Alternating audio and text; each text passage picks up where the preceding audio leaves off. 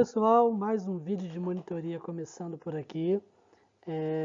Vamos continuar nessa modalidade de PowerPoint. Eu achei muito bacana para a gente conseguir conversar melhor, tendo mais uma prática visual. E também, como eu falei no último vídeo, eu acho bacana, caso vocês queiram printar e estudar por ele, como se fosse um mapa mental. Então fiquem à vontade para printar, para poder imprimir, fazer anotações, que eu acho bem bacana, pelo menos no tempo de monitoria que eu recebi isso dos monitores, eu gostava bastante, tá bom, pessoal? Hoje a gente vai falar de um assunto muito importante, que trata-se de controle de convencionalidade. Esse nome parece já bem familiar por conta do que a gente já viu lá em direito constitucional sobre controle de constitucionalidade. A ideia aqui é muito parecida, mas a gente vai ver que há uma importante diferença no que tange ao direito internacional. Bom, resumindo, a gente precisa falar um pouquinho sobre a aula lá de eficácia, aplicabilidade e hierarquia das normas de direito internacional. Por quê? A gente sabe que os tratados internacionais de direitos humanos, aqueles que são recebidos pelo parágrafo 3º do artigo 5º, quais, Christian? Aqueles que são passados pela negociação, autorização de ratificação, todo aquele procedimento, né, que se insere dentro do nosso legislativo, por exemplo, quando são aprovados, publicados e promulgados, eles recebem, esses tratados internacionais de direitos humanos, eles recebem equivalência a emendas constitucionais. Então, eles estão acima das normas internas, né, no que tange a normas complementares, ordinárias, eles se equivalem a emendas constitucionais, eles estão ali do lado praticamente da Constituição. E a gente sabe que os demais tratados internacionais de direitos humanos que não foram recebidos pelo artigo 5º, parágrafo 3º, né, esses que são do parágrafo 2º, eles recebem o status de normas supralegais. E também, né, são tratados de direito internacional, tratados internacionais de direitos humanos, com a matéria, né, específica de direitos humanos, eles estão acima também das normas das leis infraconstitucionais. Tá? Então, trazendo mais ou menos um conceito para controle de convencionalidade, a gente poderia dizer que o controle de convencionalidade trata-se de um processo de compatibilização vertical das normas domésticas. As normas domésticas são as normas que a gente tem aqui no nosso estado, tá, galera? Com os comandos encontrados nos tratados internacionais sobre direitos humanos. Importante a gente destacar isso.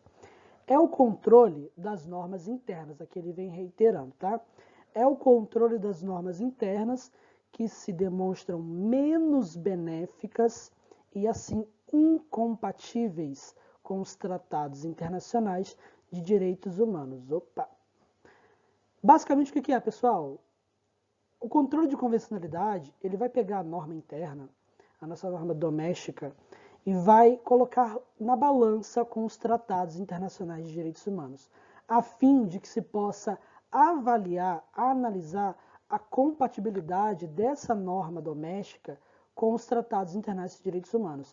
Esse controle que é feito com uma norma de direito internacional, né, uma norma internacional de direitos humanos, com essa norma doméstica que possa violar esse tratado internacional, é o que a gente chama de controle de convencionalidade. Tá bom, pessoal?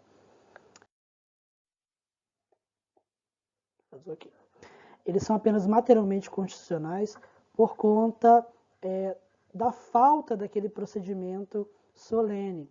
Então, basicamente, essa matéria do Tratado Internacional, ela é importante, né, no que tange ao interesse constitucional, mas ela só é materialmente por conta da falta desse procedimento formal que é recebido pelo nosso legislativo, né? Então, ela basicamente é materialmente constitucional. Bom, aqui eu quero colocar um alerta muito importante. A gente tem que se atentar a isso. Por quê? Há uma grande diferença, né?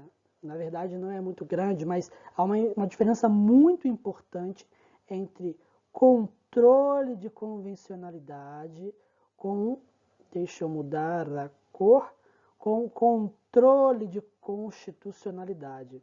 Por quê, pessoal?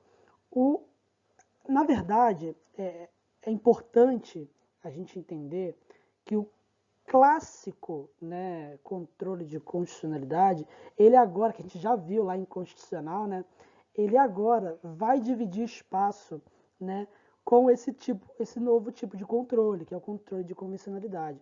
Por quê? Não é muito correto a gente dizer, né, numa perspectiva internacional, que, por exemplo, a gente pega um tratado internacional que está posto ali, né, que está colocado ali, uma lei que já foi autorizada, já tem um decreto, que está na nossa legislação, nosso ordenamento, e dizer que esse tratado, que essa lei vai sofrer um controle de constitucionalidade, porque não haverá. Todos os tratados internacionais de direitos humanos em que o Brasil foi signatário, ele sofrerá controle de convencionalidade. Ainda que os tratados de direitos humanos sejam material, sejam formal, sejam equivalentes à emenda constitucional. Mesmo que eles tenham equivalência à emenda constitucional, aqui haverá o controle de convencionalidade. Ainda que eles tenham equivalência à emenda constitucional, por se tratar de tratados internacionais de direitos humanos, eles sofrerão controle de convencionalidade. Por conta da matéria, você consegue entender? A matéria, por ter um elemento internacional, aqui não haverá controle de constitucionalidade, e sim o controle de convencionalidade, não o controle de constitucionalidade, tá bom? Então, um breve histórico, né, de onde que surgiu isso, esse controle de convencionalidade. A primeira vez que se viu isso por aqui foi no dia 26 de setembro de 2006, né, que foi um processo, o sistema interamericano, pela primeira vez, né, a Corte Interamericana de Direitos Humanos julgou um caso em que havia uma pessoa, outras pessoas na verdade, pessoas, né, um grupo, contra um país, né, e ali havia um impasse entre essas duas partes, só que o Estado, havia ali uma incontingência, porque havia como é que eu posso dizer para vocês? Uma incompatibilidade com a norma interna, do que a gente já viu ali, da norma interna, com um tratado internacional. Então, a Corte Interamericana de Direitos Humanos, ela posicionou o seu entendimento de que o poder judiciário ele deve exercer uma espécie de controle de convencionalidade entre as normas jurídicas internas e as que aplicam, né, nos casos concretos, e a Convenção de Direitos Humanos. O que significa? Quem é que faz esse controle de convencionalidade?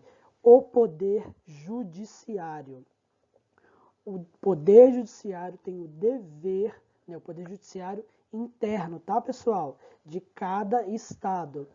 Deve proceder quanto ao controle de convencionalidade de suas leis em face dos tratados de direitos humanos em vigor no país, tá?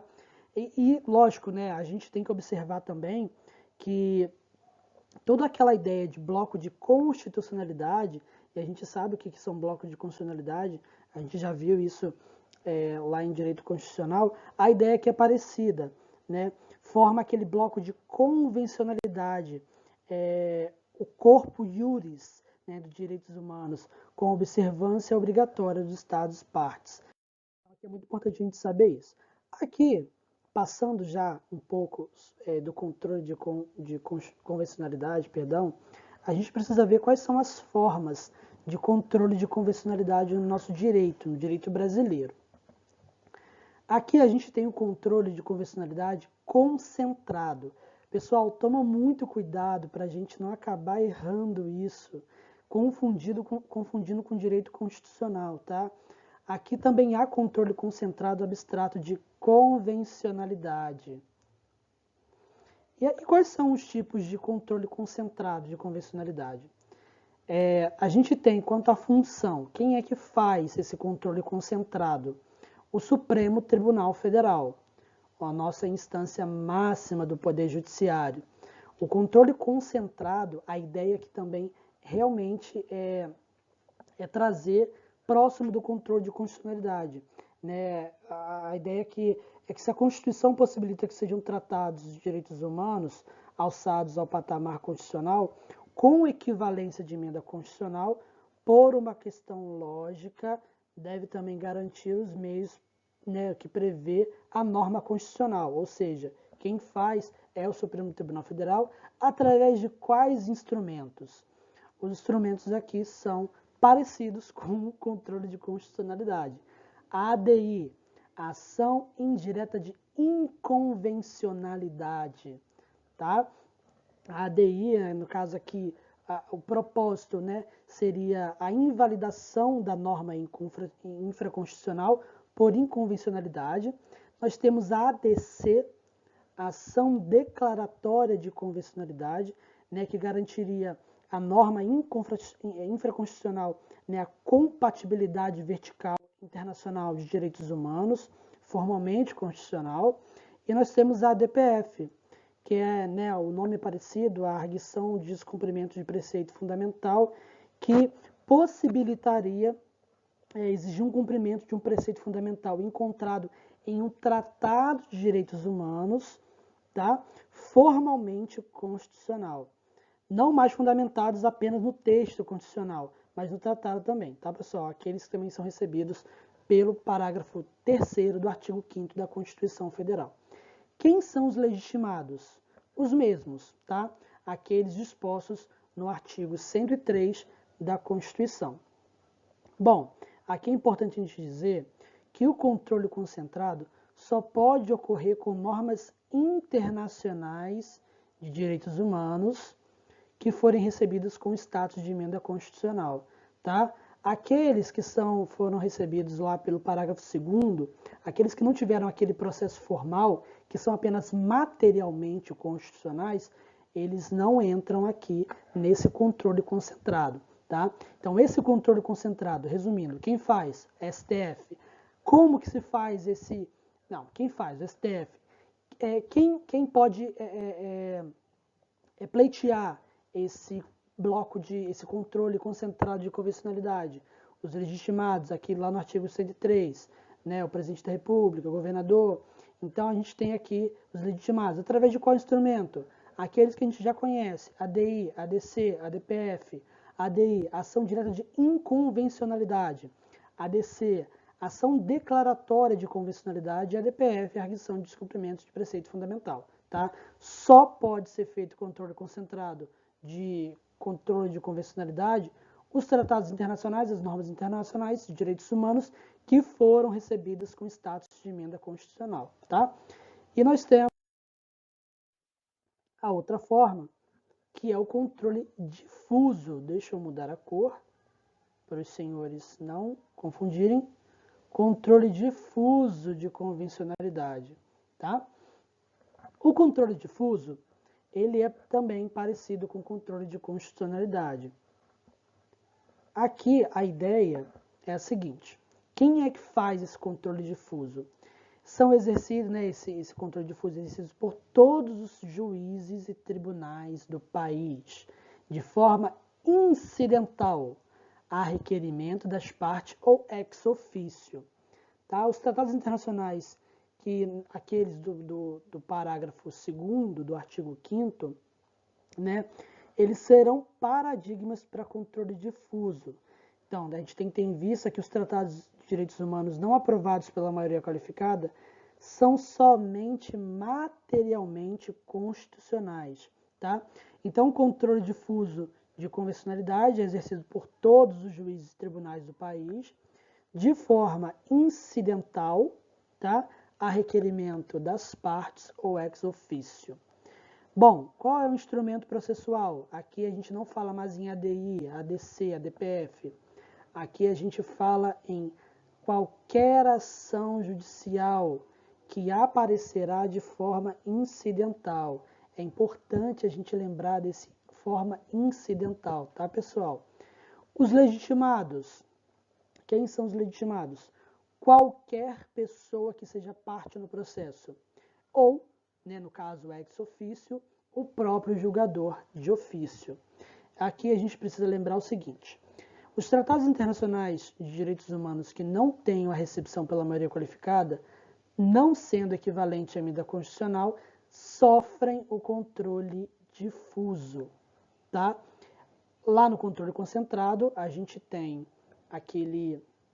aquela ideia do controle de convencionalidade dos tratados que foram recebidos pelo artigo 3º, né, aqueles equivalentes à emenda constitucional, e aqui a gente tem esse que não são aqueles formalmente constitucionais, mas só materialmente, que foram recebidos pelo parágrafo 2º. Bom, peraí. Falando sobre a responsabilização, já indo para o final, né?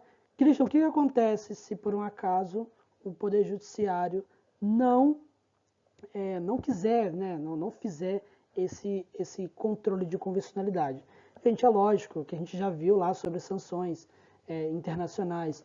O Estado ele pode ser responsabilizado internacionalmente, né? Então acarreta a responsabilidade internacional do Estado por violação de direitos humanos. Porque, na verdade, quando o Estado ele não quer fazer esse controle de convencionalidade, o objetivo disso é trazer a força do tratado internacional para o ordenamento jurídico interno, a fim de que os tratados internacionais de direitos humanos eles não violem, eles não sejam colocados como ineficazes frente a normas internas que possam violar esse tratado. Então, se por um acaso algum poder judiciário ele não quiser fazer aplicar esse controle de convencionalidade, ele estará sujeito à responsabilidade internacional por violação de direitos humanos.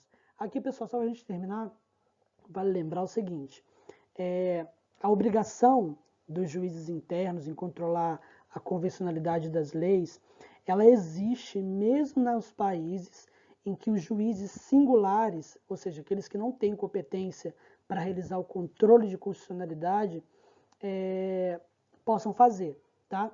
Ou seja, os países em que não existem juízes específicos para fazer esse controle de constitucionalidade, ainda assim, eles estarão sujeitos, esses países estarão sujeitos a fazer o controle de convencionalidade. Aí, nesses casos, eles têm todo um procedimento específico, né, uma sala constitucional, a Corte Suprema, como exemplo do Uruguai, México e Costa Rica, ou a própria Corte Suprema, né? Então, nesse caso, não importa se existe um órgão específico para tratar disso, né? Os estados têm que observar esse preceito importante do controle de convencionalidade. Tá bom, pessoal?